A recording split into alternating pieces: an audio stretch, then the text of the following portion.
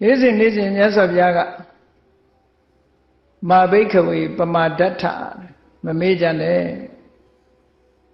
ပြိနိဗ္ဗာန်သံဃာနည်းကြတော့ဟန္တတာနိဘိက္ခွေအမတ္တယာမိဝဝေယဓမ္မသင်္ခါရအပမဒေနတမ္ပါဒေထအပမဒနဲ့ပြည့်စုံအောင်လုပ်ကြတော့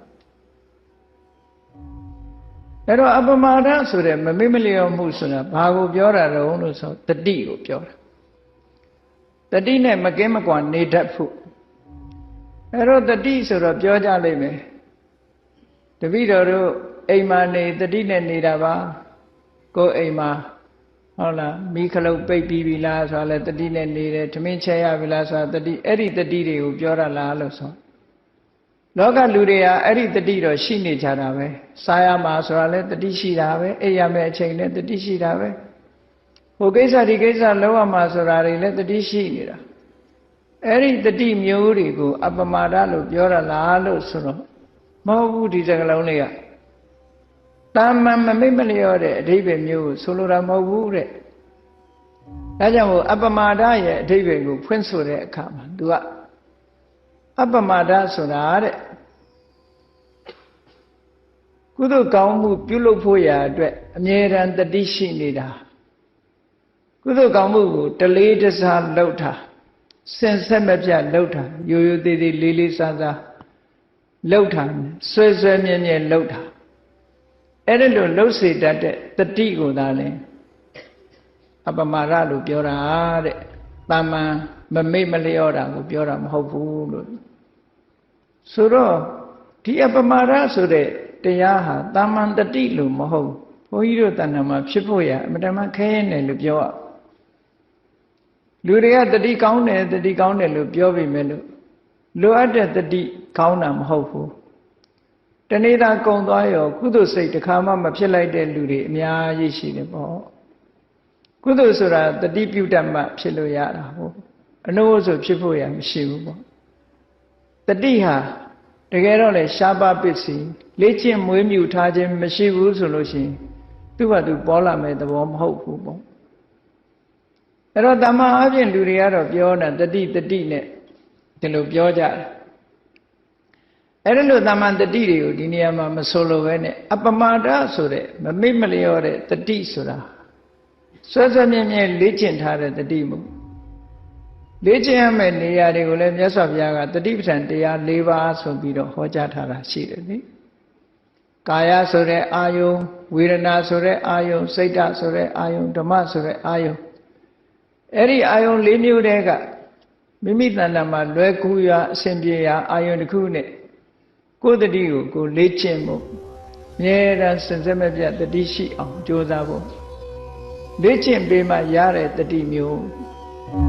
အဲ့ဒါကြောင့်မလို့ကုသိုလ်ဖြစ်အောင်လည်းပဲတတိဆောင်ဖို့အမတန်မှအရေးကြီးတာဟောဒီတတိတရားရှိမှကုသိုလ်ဆိုတာလုပ်ဖြစ်တယ်တဲ့အနုမို့ဆိုရင်ကုသိုလ်ဆိုတာမလုပ်ဖြစ်ဘူး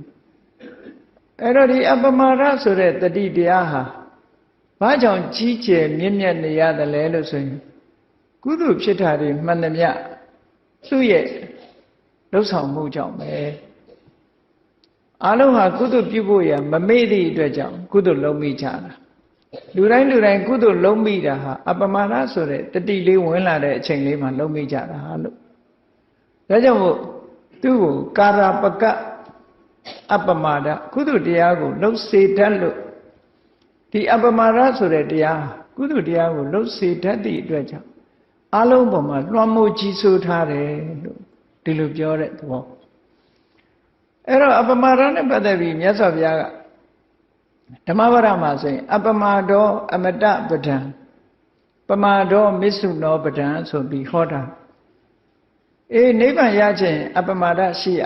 အပမာဒဟာနိဗ္ဗာန်ကိုရောက်စေတဲ့တရားလို့အတိလင်းဟောထားတယ်ပမာဒောမစ္ဆုနောပဒံဆိုလိုတာကအဲ့ဒီမှာအမတနဲ့မစ္ဆုနှစ်ခုရှင်တွဲပြီးတော့ပြောထားတာဘုန်းကြီးတို့တွေရဲ့ဘဝတွေဟာတေချာစဉ်းစားကြည့်လိုက်မယ်ဆိုလို့ရှိရင်မသေးတာမှမဟုတ်တာအလုံးဟာသေဆုံးခြင်းဖြင့်အဆုံးသတ်နေကြသေဆုံးခြင်းမှာအဆုံးသတ်နေတယ်ဆိုထပ်တလဲလဲသေဆုံးခြင်းမှာအဆုံးသတ်နေရတော့ဒီသေဆုံးခြင်းဆိုတဲ့အဆုံးသတ်ကြီးကိုရှောင်ရှားပြီးတော့ ဘယ်တော့မှမသေးရတဲ့အနေအထားမျိုးဟာအမြဲတမ်းထူးခြားတဲ့အနေအထားမျိုးတစ်ခုဖြစ်တယ်ဒါကြောင့်မလို့အမတဆိုတဲ့အသုံးအနှုန်းဟာမသေးရာနိဗ္ဗာန်လို့အဓိပ္ပာယ်ပြောတာဘာလို့မသေးတာတော့ဆိုမမွေးတော့မသေးဘူးပေါ့မွေးလာလို့ရှိရင်ဆိုလိုတာကဖြစ်လာရင်ပြတ်မှာပဲသေချာတယ်အဖြစ်မရှိအောင်ကသူ့ဘာသူနေလို့မရဘူးသူကအကြောင်းရှိနေရင်ဖြစ်နေတာဆိုလိုတာကဖြစ်စေတဲ့အကြောင်းတရားတွေကိုဖယ်ရှားပစ်ဖို့လိုအပ်တယ်အဲ့ဒီဖြစ်စေတဲ့အကြောင်းတရားတွေကိုဖယ်ရှားပစ်နိုင်တာဟာအပမာဒဆိုတဲ့တတိထားမှဒီအကြောင်းတွေကြောင့်တို့ဖြစ်နေတာပါလားလို့ဆိုတာအသိဉာဏ်ကသိနိုင်တယ်သဘောမှာအပမာဒဆိုတာတတိကမှအာယုံကိုယူမပေးဘူးဆိုလို့ရှိရင်အသိဉာဏ်ဆိုတာဘယ်လိုမှမဖြစ်နိုင်မြတ်စွာဘုရားသာသနာတော်မှာပညာကအရေးကြီးဆုံးပဲအသိပညာဟာအရေးကြီးဆုံးပဲလို့ဒီလိုဆိုတာဒါမို့မဂ္ဂင်၈ပါးမှာတမ္မာဒိဋ္ဌိဆိုတာကိုရှေ့တန်းတင်ပြီးတော့ဟောတာမှန်ကန်စွာမြင်ခြင်းဆိုတာဉာဏ်ကိုပြောတာအဲ့တော့ဒီဉာဏ်အရေးကြီးတယ်ဆိုဒီဉာဏ်ဖြစ်ဖို့ကြတော့ဘယ်သူကအရေးကြီးတုံးဆိုအပမရခေါ်တဲ့တတိအရေးကြီးတယ်အပမရဆိုတဲ့တတိမှမရှိလို့ရှိရင်ဉာဏ်မဖြစ်ဘူးတဲ့ဒီလိုဆိုလိုတာအဲ့တော့ပညာဆိုဒီမှာတတိကင်းတဲ့ပညာဆိုတာမရှိဘူးလို့စာပေကျမ်းဂန်မှာဒီလိုတိုက်ရိုက်တောင်ဆိုထားတယ်နာဟိတတိဝိရိဟိတာပညာနာမအဋ္ဌိတတိဝိရိဟိတာဆိုတာတတိကင်းမဲ့တဲ့တတိမပါတဲ့ပညာနာမအသိပညာဆိုတာနတ္ထိမရှိအဲ့တော့ဒီပညာလူတွေပြောတဲ့လောကီပညာမျိုးကိုပြောတာမဟုတ်ဘူးသဘာဝတရားတွေရဲ့အစစ်မှန်ကိုပိုင်ပိုင်နိုင်နိုင်သိတဲ့အသိပညာမျိုးဓမ္မပညာမျိုးကိုဆိုလိုတယ်အဲ့ဒီအမှန်တရားကိုသိရှိနိုင်တဲ့ဓမ္မပညာမျိုးဟာတတိရှိမှပဲသိနိုင်တယ်တတိကအာယုံကိုယူပေးရတယ်ယူပေးမှပညာကသိတယ်ဒီလိုဆိုလို့ပညာနဲ့တတိဟာတွဲဖက်ပြီးတော့လှုပ်လှုပ်အောင်အဲ့တော့ပညာအလုံးလုံးလို့ရအောင်တတိကလမ်းခင်းပေးရတယ်တတိမှလမ်းခင်းမပေးလို့ရှိရင်ပညာကဘာမှမလုပ်နိုင်စွမ်းအင်တတိမရှိဘူးဥပမာရှင်းအောင်သဘောကျအောင်ကြည့်မယ်ဆိုလို့ရှိရင်မြင်ချင်းကိစ္စကိုပြီးတဲ့မျက်လုံးဟာဆိုပါစို့စာအုပ်ဖတ်ချင်တယ်စာအုပ်လေးတော့ဖတ်ချင်တယ်ဆိုလို့ရှိရင်မျက်စိကစာအုပ်ကိုမဖွင့်နိုင်ဘူးဖွင့်ပေးတာလက်ကဖွင့်ပေးရတာအဲ့တော့လက်မပါဘူးဆိုလို့ရှိရင်မျက်စိကလည်းဘယ်လိုမှမလုပ်နိုင်ဘူးအဲ့တော့လက်ကဖွင့်ပေးမှမျက်စိကကြည့်လို့ရအဲ့ဒါလိုပဲတတိဆိုတဲ့လက်ကဖွင့်ပေးမှပညာဆိုတဲ့မျက်လုံးကကြည့်လို့ရတယ်ပေါ့သူတို့နှစ်ခုอ่ะဒီလိုဆက်ဆက်နေဒါကြောင့်မို့လို့ပညာအရေးကြီးတယ်ဆိုရင်ပညာတဲ့ပုဂ္ဂိုလ်အရေးကြီးတာကတတိဖြစ်နေတယ်ဒါကြောင့်မို့လို့အပမတောအမတပဒံသိနေတာဘာကြောင့်လဲတတ္တဝါတွေတန်တရားထဲမှာဘာကြောင့်အထက်တလဲလဲသိရသလဲလို့ဆိုတာအကြောင်းတရားတွေရှိနေလို့မွေးဖွားခြင်းရဲ့အကြောင်းတရားတွေရှိနေလို့မွေးဖွားခြင်းအကြောင်းတရားဆိုတာကိုသိအောင်ရှေ့ဆောင်လမ်းပြတာကတတိသိတာကပညာအဲ့ဒါလို့တတိကလမ်းပြလို့ပညာကသိတဲ့အခါမှာအဲ့ဒီတရားကိုဖယ်ရှားနိုင်တော့အကြောင်းတရားကိုတတ်လိုက်တဲ့အခါအကျိုးတရားရပ်သွားတယ်အဲ့ဒါကြောင့်မလို့အမတနိဗ္ဗာန်ဆိုတာအကြောင်းတရားတွေရပ်ဆိုင်သွားလို့မဖြစ်တော့သည့်အတွက်ကြောင့်ပျက်စီးခြင်းတည်ဆုံးခြင်းဆိုတာမရှိဘူးအဲ့ဒီလိုဖြစ်အောင်တတိကစွမ်းဆောင်ပေးတာဖြစ်တော့ကြောင့်အပမတောအမတပဒံလို့အပမရဆိုတဲ့တရားဟာနိဗ္ဗာန်ရခြင်းရဲ့အကြောင်းတရားပဲပမာတောမစ္ဆုနောပဒံမိမိလျောရောက်နေမယ်ဆိုရင်တန်တရားထဲမှာမဆုံးနိုင်တဲ့သိခြင်းတရားနဲ့ရင်ဆိုင်ကြရမယ်လို့ဒီလိုမြတ်စွာဘုရားကဟောထားတာဟုတ်ဒါကြောင့်မို့လို့ဒီပမာဒလက်ကင်ထားအပမာဒဆိုတာကိုလက်ကင်ထားမှအပမတ္တမမေ့မလျော့သူဖြစ်ပြီးတော့ပမာဒဆိုတဲ့တတိကင်းပေါ့မေ့လျော့နေတဲ့ပုဂ္ဂိုလ်တွေတန်တရားထဲမှာရှိကြပြီးတော့တန်တရားထဲမှာတဝဲလဲလဲနဲ့ဒုက္ခရောက်ကြရတယ်အထက်ကရာဆရာကြီးက မေးလျောသူဆိုတာနဲ့ပတ်သက်ပြီးဘယ်လိုထိအောင်ပြောထားတော့ဆိုရင်ပမတ္တတသ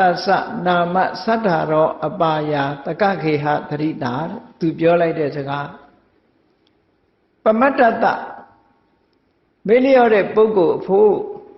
သတ္ထာရောအပါယာငရဲတရိစ္ဆာန်ပြိတ္တာအတူရကယ်လို့ဆိုတဲ့အပယ်လေးပုံတို့ဟာတကခေဟသရိတာကိုယ်အိမ်နဲ့အလားတူချတယ်လို့ဒီလိုဆိုတာဒါလည်းစဉ်းစားစရာအလွန်ကောင်းတဲ့စကားတစ်ခုပဲအပယ်လေးပုံဟာမေးလျောသူအတွက်တော့သူ့အိမ်လိုပဲလို့ဒီလိုပြောတဲ့အဓိပ္ပာယ်ကဘာတော့ဆိုလို့ရှိရင်လူတွေကကိုယ့်အိမ်မှာကိုယ်နေတာများတယ်လေဘလောက်ခရီးသွားသွားအချိန်တန်အိမ်ပြန်လာတာရှိပဲပေါ့အဲ့ဒါလိုပဲမေးလျောနေတဲ့ပုဂ္ဂိုလ်ဟာတဏှာထဲမှာခရီးသွားနေတဲ့အချိန်မှာအချိန်တန်ရင်ပြန်ရောက်လာတဲ့နေရာဟာမေးလျော့မယ်ဆိုရင်ပြန်ရောက်လာတဲ့နေရာဒီအပယ်လေးပုံသာဖြစ်တယ်ငရဲဘုံခဏခဏရောက်တယ်တရိစ္ဆာန်ဘုံခဏခဏရောက်တယ်ပြိတ္တာဘုံခဏခဏရောက်တယ်အတူတကယ်ဘုံခဏခဏရောက်တယ်တော့မေးလျော့နေတဲ့ပုဂ္ဂိုလ်တွေဟာဒီဘုံကနေပြီးတော့အဝေးခွာသွားနိုင်ခြင်းဟာမစွမ်းနိုင်ကြဒါဖြင့်ဘာဖြစ်လို့မေးလျော့သူဟာအပယ်လေးပုံနဲ့မကွဲမကွာဖြစ်နေရတယ်လေလို့ဆိုတော့မေးလျော့တယ်ဆိုကြတဲ့ကသူကကုသိုလ်မှမလုပ်တော့တာမေးလျော့တယ်ဆိုတာကုသိုလ်ဘက်ကိုမေ့ထားတာကိုပြောတာပေါ့အဲ့တော့လောကမှာဘုန်းကြီးတို့တွေရဲ့တဏ္ဍာမှာကုသိုလ်နဲ့အကုသိုလ်ဒီနှမျိုးပဲရှိတယ်ကုသိုလ်နဲ့အကုသိုလ်ဒီနှမျိုးဟာသဘာဝအားဖြင့်လူတွေရဲ့တဏ္ဍာမှာ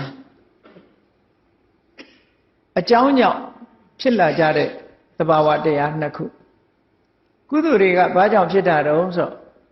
ယောနိသောမနတိကာရလို့ဆိုတဲ့မြင်တဲ့အာယုံကြားတဲ့အာယုံစတဲ့အာယုံတွေပေါ်မှာမှန်မှန်ကန်ကန်နှလုံးသွင်းနိုင်လို့ရှိရင်ထိုအာယုံနဲ့ဆက်ဆက်ပြီးကုသိုလ်စိတ်ပဲဖြစ်တယ်တဲ့မှန်မှန်ကန်ကန်နှလုံးမသွင်းနိုင်ဘူးအာယောနိသောမနတိကာရမသိမတဲ့နှလုံးသွင်းမိပြီဆိုလို့ရှိရင်တော့ထိုမြင်ကြားအာယုန်နေနဲ့ဆက်ဆက်ပြီးတော့အကုသိုလ်တွေပဲဖြစ်ကြတယ်လို့အဲ့တော့လောကမှာတတ္တဝါတွေရဲ့တဏ္ဍာမှာကုသိုလ်ဖြစ်မှုနဲ့အကုသိုလ်ဖြစ်မှုဟာဘယ်ဟာကများတယ်လဲဆိုရင်အကုသိုလ်ဖြစ်မှုတွေကများကုသိုလ်ဖြစ်တာအလွန်တရာမှနည်းတယ်ကုသိုလ်ဖြစ်ဖို့ဆိုတာအမှန်တမ်းခက်တယ်ဘာဖြစ်လို့ခက်တုံးဆိုယောနိသောမနတိကာရနှလုံးသွင်းမှန်ကန်ဖို့အရေးကြီးလို့ပဲအဲ့ဒီနှလုံးသွင်းမှန်ကန်မှုဆိုတာဘယ်လိုနဲ့မှရနိုင်တာတုံးဆိုနှလုံးသွင်းမှန်ကန်မှုဟာသူတော်ကောင်းနဲ့လည်းတွေ့ဖို့လိုအပ်တယ်သူတော်ကောင်းတရားကိုကြားနာဖို့လည်းလိုအပ်တယ်အဲ့ဒီကြတော့မှစဉ်းစားတတ်တာအနုဘုဆိုရင်နှလုံးမသွင်းတတ်ဘူးမစဉ်းစားတတ်ဘူးမစဉ်းစားတတ်သည့်အတွက်ကြောင့်ကိုတွေးသမျှတွေအကုသိုလ်နဲ့ပတ်သက်တဲ့အတွေးတွေကြီးပဲဖြစ်လာတယ်အပြစ်မကင်းတဲ့အတွေးတွေကြီးပဲတွေးပြီးတော့ခုတ္တဏမှာဖြစ်သမျှတွေဟာအကုသိုလ်စိတ်တွေကြီးပဲများပြီးတော့နောက်ဆုံးဟာအပေပုံမှာပဲအဖြစ်များရတယ်ဆိုတာအကုသိုလ်တွေအဖြစ်များလို့ဒီလိုပြောတာနော်တချို့တလေသူတော်ကောင်းနဲ့ပေါင်းမိပြီးသူတော်ကောင်းတရားကြားနာမိတဲ့ပုဂ္ဂိုလ်တွေကြတော့စိတ်ထားတတ်သွားတယ်နှလုံးသွင်းတတ်တယ်ကုသိုလ်တွေအကုသိုလ်တွေနားလည်လာတယ်နားလည်ပြီးတော့ဘယ်လိုနှလုံးသွင်းရမလဲဆိုတာသိလာတဲ့အတွက်ကြောင့်အကုသိုလ်ဆိုတာမဖြစ်ဘဲနဲ့ကုသိုလ်ဆိုတာဖြစ်လာအဲ့တော့ကုသိုလ်ဖြစ်ဖို့ဆိုတာအမှန်တမ်းအခွင့်အရေးနည်းတယ်လို့ဒီလိုပြောအောင်ကျိုးကြောင့်ညီညွတ်ဖို့အလွန်မှခဲယဉ်းတာဒါကြောင့်မို့ဒီယောနိသောမနတိကာရအာယောနိသောမနတိကာရဒီနှစ်ခုဟာလေ့ကျင့်ရမယ့်အရာနှစ်ခုပဲယောနိသောမနတိကာရဆိုတာ wise attention ပဲအသိပညာနဲ့ဆင်ញင်စဉ်းစားတတ်မှုမှန်ကန်တဲ့နှလုံးသွင်းယောနိသောဆိုတာမှန်ကန်တဲ့နည်းနဲ့နှလုံးသွင်းတာပြောရမယ်ဆိုလို့ရှိရင်ယောနိသောမနတိကာရဆိုတာကုသိုလ်ဖြစ်အောင်နှလုံးသွင်းတတ်ဖို့နှလုံးသွင်းမှယောနိသောမနတိကာရဖြစ်တယ်ဥပမာမှာမယ်အာယုံလေးတစ်ခုတွေ့တဲ့အခါမှာနှလုံးသွင်းမှုကိုကြည့်ကိုယ်နဲ့မတည့်တဲ့ပုဂ္ဂိုလ်တယောက်ကိုမျက်စိနဲ့မြင်လိုက်ပြီဆိုတဲ့အခါမှာမမမကန်နှလုံးသွင်းလို့ရှိရင်ဘာတွေဖြစ်လာလို့ဆိုဒေါသတွေဖြစ်လာ မတည့်တဲ့လူနဲ့တွေးလိုက်တာနဲ့ဒေါသတွေဖြစ်လာအဲ့ဒါဘာလို့ဒေါသဖြစ်လဲဆိုရင်အာယနိတောမနတိကာရဘာတွေတွေးမိတော့ဆိုလို့ရှိရင်တစ်ချိန်တုန်းကသူနဲ့အစင်မပြေခဲ့တာတွေဟာခေါင်းထဲမှာတတိကြီးပေါ်လာပြီးတော့ဒေါသတွေဖြစ်တာပဲပေါ့ဟောအဲ့ဒီပုဂ္ဂိုလ်ကိုပဲယောနိတောမနတိကာရနဲ့စဉ်းစားလိုက်မယ်ဆိုလို့ရှိရင်အိုးသူ့ကိုဒေါသဖြစ်နေလို့လဲဘာကြိုးထုမှလဲသူလည်းသူကံနဲ့သူပဲငါလည်းငါကံနဲ့ငါပဲငါတဏ္ဍမှာအကုသိုလ်ဖြစ်ရင်မသိဘူးအကုသိုလ်ဖြစ်ရင်ငါပဲဒုက္ခရောက်မှာပဲဒီလိုတွေးလိုက်လို့ရှိရင်အကုသိုလ်ဆိုတာမလာတော့ဒါလက်တွေ့ကျင့်သုံးတာလို့ခေါ်တယ်ဆိုလိုတာကဒီလိုတွေးရင်အကုသိုလ်ဟိုလိုတွေးရင်အကုသိုလ်မဖြစ်ဘူးပေါ့ဒါကြောင့်မို့တွေးပုံတွေးနည်းဟာမျိုးမျိုးရှိတယ်ပေါ့မြင်ပုံမြင်နည်းဟာမျိုးမျိုးရှိတယ်အကုသိုလ်ဖြစ်မဲ့အမြင်နဲ့မတွေးနဲ့ဆိုလိုတာကလူတယောက်ကိုတွေးပြီဆိုတဲ့အခါကျတော့အပြစ်မြင်တဲ့အမြင်မျိုးနဲ့မတွေးနဲ့ဟောမေတ္တာသက်ဝင်ပြီးတော့မြင်တဲ့အမြင်မျိုးနဲ့တွေးဖို့လိုအပ်တယ်အဲ့ဒါလို့မတွေးဘူးဆိုလို့ရှိရင်တော့အကုသိုလ်ကဝင်လာမှာပဲပေါ့တချို့လမ်းသွားရင်ပဲအလို့လျောက်တလန်းတော့အကုသိုလ်တွေဖြစ်သွားတဲ့လူတွေလည်းအများကြီးပဲလေကုသိုလ်ဖြစ်တဲ့လူလည်းရှိတယ်အကုသိုလ်ဖြစ်တဲ့လူလည်းရှိတယ်ကားမောင်းသွားရင်တောင်မှပဲအကုသိုလ်ဖြစ်တဲ့လူတွေအများကြီးကိုယ်ရှိကကြော်တက်သွားတာတို့ဟုတ်လားကိုယ်ရှိကဖြတ်သွားတာတို့ဆိုလို့ရှိရင်အကုသိုလ်တွေဖြစ်ကြတယ်အဲ့တော့ကုသိုလ်ဖြစ်အောင်ဘယ်လိုစဉ်းစားရမလို့ဆိုအဲ့ဓာတွေကိုနှလုံးမသွင်းမဲ့နဲ့နေတာလည်းပဲကုသိုလ်ဖြစ်နိုင်တယ်နောက်တနည်းကတော့သိခံခြင်းခွင့်လွှတ်ခြင်းဆိုတာလည်းပဲကုသိုလ်ဖြစ်စေနိုင်တဲ့အရာတစ်ခုပဲပေါ့နောက်တစ်ခုကတော့အပြစ်ဆိုတာကိုမရှုဘဲနဲ့အဲ့ဒီကိစ္စတွေကိုမစင်ញင်မစင်စားပဲနဲ့ကိုယ်မှနှလုံးသွင်းတရားလေးတစ်ခုနဲ့ပဲသွားနေလို့ရှိရင်လည်းပဲအပြစ်ဆိုတာမဖြစ်နိုင်ဘူးပေါ့အဲ့တော့အကုသိုလ်ဆိုတာဟာမသိမတဲ့နှလုံးသွင်းမှဖြစ်တာဖြစ်တယ်ပေါ့မရိယာဆရာတော်ကြီးနှလုံးသွင်းတယ်လို့ပေါ့မရိယာဆရာတော်ဆိုတာမင်းတို့မင်းလက်ထက်ကသိခံစိတ်အလွန်များတယ်လို့ပြောတယ်ဘယ်ဘက်ဖြစ်ဖြစ်ဆရာတော်ကြီးကအကောင်းဘက်ကကြည့်ပြီးတော့နှလုံးသွင်းတတ်တာသမင်းပြောလေးချက်ကတ်လို့ရှင်လဲဟေးဝါရတာတက်တာတာပေါ့ဒီကနေ့မာလေးချက်တွေးလို့ရှင်လဲတောင်းစားရတာပေါ့လို့ဒီလိုတွေးတယ်စားငံလို့ရှင်လဲအစာကြေးတာပေါ့စားငံလို့ရှင်လဲအစာကြေးတာပေါ့စားပေါ်လို့ရှင်လဲပဲရင်ငတ်တက်တာတာပေါ့ဒီလိုပဲတွေးတယ်အဲ့တော့အကောင်းဘက်ကနေလှည့်တွေးလို့ရှင်ကိုယ်မှာ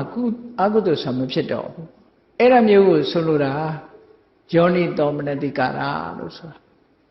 အဲ့တော့ယောနိသောမနတိကာရမှာမရှိဘူးဆိုလို့ရှိရင်အကုသိုလ်ဆိုတာဖြစ်လာနိုင်ဒါကြောင့်မို့လို့မမေ့မလျော့ဘူးဆိုတဲ့ပုဂ္ဂိုလ်ဟာကိုယ့်ကိုယ်တတိထားပြီးတော့ကိုယ်စိတ်ထဲမှာ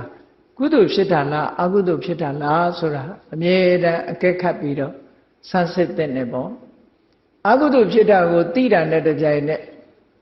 ရှေ့ဆက်မဖြစ်အောင်ဟန်တာဖို့လိုအပ်တယ်အဲ့ဒါလို့အကုသိုလ်ဖြစ်တာကိုသိမှကြိုးစားခြင်း၄မျိုးထဲမှာသမ္မပဒံတရား၄ပါးဆိုတာအလုံးသိကြတယ်အကုသိုလ်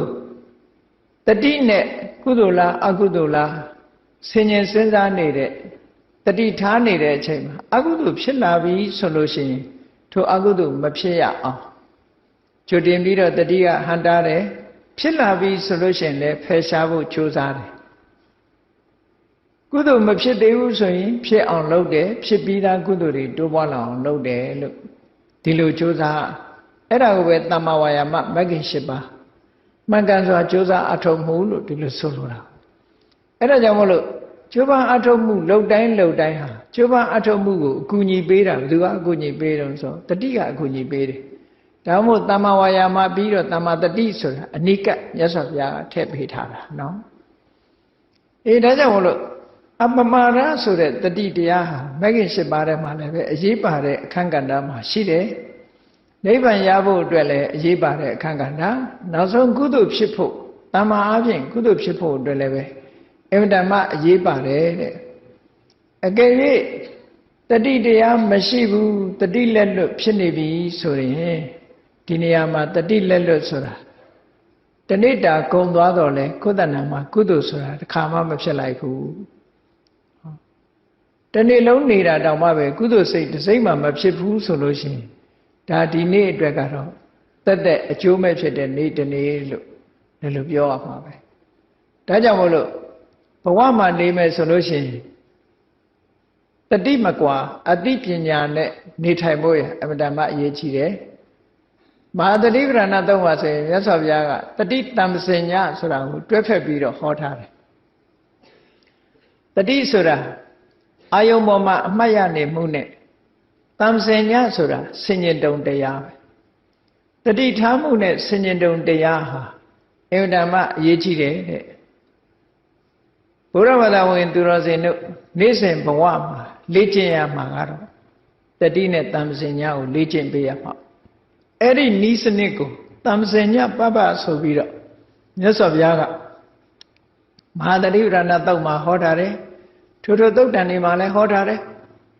သုတ်တန်တစ်ခုမှာဆိုရင်မြတ်စွာဘုရားဘယ်လောက်ထိအောင်ဟောတော့ဆိုရင်တတောဘိက္ခွေတမ္ပဇာနောကာလအာကင်ခေယဆိုလိုတာကတတိနဲ့ဆင်ញင်တုံတရားနဲ့မင်းတို့သိမဲ့အချိန်ကိုစောင့်ညာလို့ဒီလိုပြောထားတာနော်အဲ့ဒါနဲ့စောင့်ဖို့လိုအပ်တယ်ပေါ့ဘာလို့လဲဆိုတော့လူဆိုတာတနေ့ကျတော့ဘဝတစ်ခုအဆုံးသတ်မှာပဲအဲ့ဒါလို့ဘဝတစ်ခုအဆုံးမသတ်ခင်ဘာနဲ့နေရမလဲလို့ဆိုရင်တတိနဲ့တမ္ပစညနဲ့နေရမယ်အဲ့လိုတတိနဲ့မှမနေနိုင်ဘူးတတိတမ္ပစညလက်လွတ်နေတယ်ဆိုရင်ဒါမေးလျော့သူလို့ခေါ်တာပဲအဲ့ဒါကြောင့်မလို့မေးလျော့သူမဖြစ်ရလေအောင်ဘုန်းကြီးတို့တွေဟာတတိတမ္ပစညကိုလေ့ကျင့်ရမယ်သူ့ဘာသူအလိုလျောက်တတိကောင်းလာသူဆိုတာမဖြစ်နိုင်ဘူးဒါကြောင့်မို့အာယုန်နဲ့လေ့ကျင့်ပုံကိုမြတ်စွာဘုရားကမဟာတတိပ္ပဏသုတ်မှာဟောထားတာလေဒီအဘိက္ခန္တေပဋိက္ခန္တေတမ္ပဇာနာကာရီဆိုတာတတိနဲ့ကိုယ်ခန္ဓာကိုယ်ရှေ့ရွှေ့တယ်နောက်ရွှေ့တယ်ရှေ့ရိမ့်တယ်နောက်ရိမ့်တယ်ဘယ်လိုပဲဖြစ်ဖြစ်ခန္ဓာကိုယ်လှုပ်ရှားမှုတွေနဲ့ပတ်သက်လာလို့ရှိရင်ဆင်ញင်တုံတရားနဲ့နေရမယ်တတိနဲ့တမ္ပစညနဲ့နေရမယ်လို့ဘာလို့တတိမကွာအတိပညာနဲ့လောက်ရမယ်လို့ဒါကလေ့ကျင့်ခံယူတဲ့နေရာမှာအဲ့ဒါလို့လောက်တယ်အဲ့တော့တရားဆိုတာလေ့ကျင့်ခံလောက်တာပဲပေါ့စိတ်ရဲ့လေ့ကျင့်ခံ mental exercise လောက်တာကိုဒါတရားထုတ်တယ်လို့ပြောတာပဲစိတ်ကိုလေ့ကျင့်ပေးဖို့အဲ့တော့စိတ်ကိုလေ့ကျင့်ပေးဖို့ရအတွက်မြတ်စွာဘုရားကသုတ်တန်တစ်ခုမှဆိုရင်ဘယ်လိုတတိပေးထားလဲဘယ်လိုဆုံးမထားလဲဆိုရင်ကထံပုတ္တမေရတိတိဝါဝိတိဝတ္တန္တိတနေ့တာကုံဆုံးလာတဲ့အခါမှာလူတိုင်းဟာပြန်ပြီးတော့ကိုယ့်ချက်ကပ်လုပ်ဖို့လိုတယ်ပေါ့ကိုယ့်စစ်ဆေးဖို့ပြန်လီသုံးသပ်ဖို့ကိုယ့်ပြန်လီသုံးသပ်ဖို့ဗဓမ္မအရေးကြီးတယ်နန်းနေမိုးတော့အလင်းရောက်လို့တနေ့တာလှုပ်ရှားပြီးညအိယာဝင်ပြီဆိုတဲ့အခါပြန်သုံးသပ်ချစ်ဘယ်လိုနည်းနဲ့ဒီနေ့ငါဖို့ကုံဆုံးလာတာလဲဘာတွေနဲ့ငါကုံလာလဲလောကလူတွေကအယောင်းဝယ်လုပ်တဲ့လူတွေဟာဈေးကပြန်လာလို့ရှိရင်စည်ရင်တွက်ကြတယ်လေဒီနေ့ဘလောက်ရင်းတယ်ဘလောက်မြတ်တယ်ဒါတော့တွက်ကြတယ်ပေါ့သို့တော့ကုသိုလ်နဲ့အကုသိုလ်နဲ့ပတ်သက်ပြီးတော့အဲ့လိုစည်ရင်တွက်တဲ့လူပြန်ပြီးတော့စဉ်းစားတဲ့လူဆိုတာအမတမနေလိမ့်မယ်ပေါ့မြတ်စွာဘုရားကအဲ့ဒါကြောင့်မို့လို့ညာချမ်းရောက်လာတဲ့အခါမှာဆင်ញင်စဉ်းစားလိုက်ပါတဲ့တနေ့တာကိုငါဘယ်လိုကုံဆုံးလာတာလဲဆိုတာဆင်ញင်စဉ်းစားတဲ့နဲ့ဘာဖြစ်လို့တော့ဆိုရင်မစဉ်းစားရင်အခြေအနေမှန်ကိုမသိဘူးအခြေအနေမှန်မသိလို့ရှင်အဖြေမထုတ်နိုင်ဘူးပေါ့အခြေအနေမှန်သိမှအဖြေဆိုတာထုတ်လို့ရတာကိုယ့်ကိုမိခွန်းထုတ်လိုက်တယ်တနေ့တာမှာငါဘယ်လိုကုံဆုံးလာသလဲမနေ့ကစပြီးကိုယ့်ကိုပြန်ကြည့်ဘယ်လိုကုံဆုံးလာလဲဆိုကုသိုလ်တွေနဲ့ကုံဆုံးတာလားအကုသိုလ်တွေနဲ့ကုံဆုံးတာလားဘယ်ຢာတွေကငါတဏ္ဍာမှာဖြစ်တာများသလဲလို့ဆိုတာဆင်ញင်စဉ်းစားလိုက်ပါအဲ့ဒါလို့ဆင်ញင်စဉ်းစားလိုက်လို့အကုသိုလ်တွေကများနေတယ်ကုသိုလ်တွေကနည်းနေတယ်ကုသိုလ်ဖြစ်မှုတွေမရှိဘူးဆိုရင်အဲ့ဒီနေ့အတွက်ဟာဝမ်းနည်းပွဲနေ့တစ်နေ့ဖြစ်လာမှာဒါကြောင့်မို့လို့ဒီနေ့မျိုးနောက်ထပ်မဖြစ်အောင်ကြိုးစားဖို့လိုအပ်တယ်ပေါ့အဲ့တော့ကုသိုလ်တွေအဖြစ်များအောင်ငါကြိုးစားမယ်လို့စိတ်ထဲမှာနှလုံးသွင်းပြီးတော့ကြိုးစားအထောက်အောင် သုတ်တန်နေမှာမြတ်စွာဘုရားဒီတိုင်းပဲဟောတာဒါကိုယ့်ကိုယ်ဆင်ခြင်စဉ်းစားဖို့အဲ့ဒီမှာဆင်ခြင်စဉ်းစားဖို့စဉ်းစားနည်းနဲ့ပတ်သက်ပြီးတော့လေတခြားသုတ်တန်တစ်ခုမှဟောထားတာရှိသေးတယ်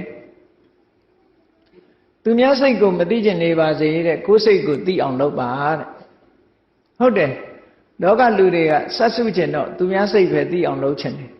ကိုယ်စိတ်ကြတော့ကိုသိတယ်လို့ထင်တာကိုအဲ့တော့မြတ်စွာဘုရားကကိုယ်စိတ်လေးကိုကိုသိအောင်လှုပ်ဆမ်းပါတဲ့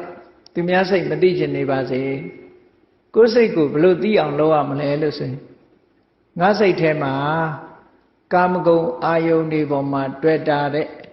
ကာမိစ္ဆန္ဒဆိုတဲ့တရားတွေရှိသလားဆိုတာစဉ်းစားကြည့်တဲ့မြင်เสียအာယုန်နှစ်သက်เสียအာယုန်မြင်လို့မျက်စိကမြင်ပြီးနှစ်သက်เสียအာယုန်ပေါ်မှာတတ်မဲ့တဲ့တဏှာရှိသလားအတန်ကြားပြီးတော့တတ်မဲ့တဲ့တဏှာရှိသလားအနံ့ရပြီးတော့တတ်မဲ့တဲ့တဏှာရှိသလားအရသာခံပြီးတော့တတ်မဲ့တာရှိသလားခန္ဓာကိုယ်ထိတွေ့နဲ့တတ်မဲ့တာရှိသလားကာမဂုဏ်အာယုန်တွေပေါ်မှာဒီလိုချင်နဲ့တတ်မဲ့တဲ့တဏှာဆန္ဒတွေရှိသလားဆိုတာစဉ်းစားကြည့်တဲ့ရှိတယ်ဆိုရင်ဘာလို့ဖယ်ဖို့ကြိုးစားပါတဲ့ဒါပြောတာနော်မရှိဘူးဆိုရင်ဘာလို့မရှိဘူးဆိုလို့ရှိရင်နောက်ထပ်လည်းမရှိအောင်တတိဆောင်ပြီးတော့ဝမ်းသာပြီးမရှိအောင်ကြိုးစားဖို့ပဲလိုအပ်တယ်ဟောနောက်တစ်ခုစဉ်းကျင်စဉ်းစားရမှာလူတွေဟာလောဘရှိရင်ဒေါသဆိုတာရှိလာတတ်တယ်ပေါ့ဘာဖြစ်လို့လဲဆိုရင်အလိုကြရင်လောဘလေအလိုမကြရင်ဒေါသဆိုတာလာတာပဲအဲ့ဒါကိုဗျာပါဒလို့ခေါ်တယ်ကိုမကြိုက်တဲ့အာယုန်တွေနဲ့တွေးတဲ့အခါမှာစိတ်ထဲမှာဆန့်ကျင်မှုကလေးပေါ်လာတာဟာဒေါသပဲဗျာပါဒပဲအဲ့ဒီဗျာပါဒရောငါးတဏ္ဍာမှာရှိသလားဆင်ရင်စဉ်းစားပြီးတော့ရှိရင်ဖယ်ရှားဖို့ကြိုးစားမရှိဘူးဆိုလို့ရှိရင်တော့ဘယ်တော့မှမရှိအောင်ဆက်လက်ပြီးတော့မရှိတဲ့အနေအထားတစ်ခုကိုကောင်းမွန်အောင်ထိမ့်သိမ်းဆောက်ရှောက်ဖို့ဝမ်းမြောက်ဖို့ထို့တူပဲကုသိုလ်စိတ်တွေနဲ့ပတ်သက်လာလို့ရှိရင်ငါစိတ်မှာတက်ကြွမှုရှိရလားဆိုတာစဉ်းစားတယ်ကုသိုလ်စိတ်တွေနဲ့ပတ်သက်လာပြီးတော့လူတွေမှာတက်ကြွမှုအားနေတတ်တယ်ကြည့်လေကမ္မဋ္ဌာန်းထိုင်ကြည့်လို့ရှိရင်စိတ်မပါဘူးကမ္မဋ္ဌာန်းထိုင်ဖို့စဉ်းစားလိုက်ရင်ဖျားရှိခိုးဖို့စဉ်းစားလိုက်ရင်စိတ်ထဲမှာမပါဘူးဆိုတာဌိနမိတ်တာရဲ့သဘောတွေပဲပေါ့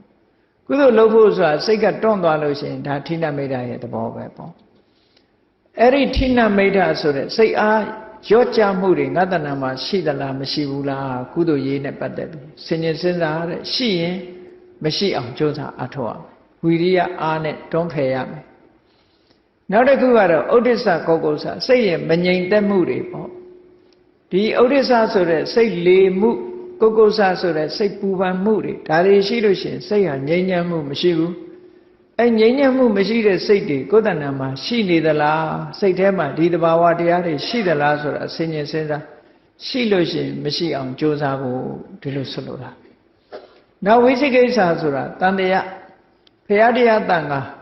အကျင့်သိက္ခာတွေနဲ့ပတ်သက်လာတဲ့တရားဓမ္မနဲ့ပတ်သက်လာပြီးတော့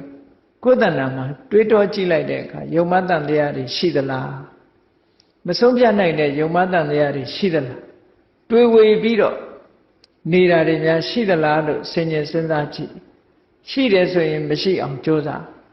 တရားတွေဟာသူ့ဟာနဲ့သူအဖြေရှိတယ်အဲ့ဒီအဖြေတွေအတိုင်းလိုက်နာကျင့်သုံးဖို့လိုအပ်တယ်ဒါဖြင့်ဝိသိကိစ္စကိုဘယ်လိုဖြေရမှာတော့ဆိုဝိသိကိစ္စပြောက်အောင်တရားနာရတယ်အမှန်ကန်သိအောင်ကြိုးစားရတယ်အသိပညာတွေစီးပူးအထောက်ရတယ်ဒါဝိသိကိစ္စပြောက်အကြောင်းတရားနဲ့ပတ်သက်ပြီးဝိသိကိစ္စတွေတန်တရားတွေများလို့ရှင်ပရိစ္ဆေသမုပ္ပါဒ်ကိုဆင်ញင်စဉ်းစားလေ့လာခြင်းအားဖြင့်မှန်ကန်တဲ့အကြောင်းတရားတွေကိုသိရှိလာနိုင်တယ်ပေါ့အကြောင်းတရားတွေကိုမှန်မှန်ကန်ကန်သိလာရင်တန်တရားဆိုတာမရှိတော့ဘူးပေါ့ဒီလိုဆိုလိုတာဘုရားတရားတန်ခါနဲ့ပတ်သက်ပြီးတန်တရားရှိလာလို့ရှိရင်ဘုရားတရားတန်ခါနဲ့ပတ်သက်တဲ့လေးနဲ့တဲ့သဘာဝတရားတွေကိုဆင်ញင်စဉ်းစားဖို့အဲ့ဒီအသိပညာရှိလာတာနဲ့တပြိုင်နက်တန်တရားဆိုတာပျောက်ကင်းသွားနိုင်တယ်အဲ့ဒီလိုဥဒိစ္စကောကုဆဆိုတဲ့စိတ်ပူပန်မှုတွေရှိလာရင်ဘာနဲ့ငြိမ်းရမလဲဆိုရင်အာယုန်တစ်ခုတည်းပေါ်မှာစိတ်ကလေးကိုငြိမ်အောင်ထားတဲ့တမာတိစွမ်းအားတွေကိုယ်တဏ္ဍာမှာမြင့်လာအောင်လုပ်ပေးဖို့လိုအပ်တာပေါ့အဲ့ဒီလိုလှုပ်ခြင်းအပြင်စိတ်တည်ငြိမ်မှုတွေကိုရရှိလာဌိနမိတ်တာတွေဆိုတာကြတော့ဝီရိယစွမ်းအားတွေကိုယ်တဏ္ဍာမှာမြင့်ပေးဖို့လိုတယ်တဲ့